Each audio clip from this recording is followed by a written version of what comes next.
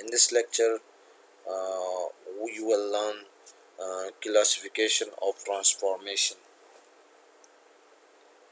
And transformation is classified into two categories. The first one based on connectivity, and the second based on the change in several rows.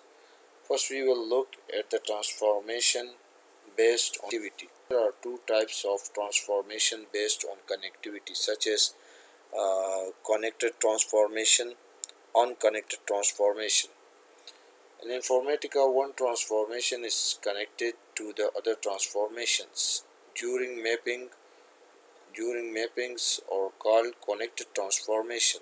For example, qualifier transformation of source table student is connected to filter transformation to filter students of a class. It is unconnected transformation. Those transformations whose not linked to any other transformations are called unconnected transformations.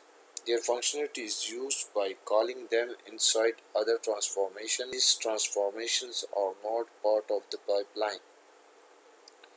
The connected transformations are preferred when the transformation is called for every input row or expected to return a value. The unconnected transformations are useful if their functionality is required periodically only or based upon certain conditions.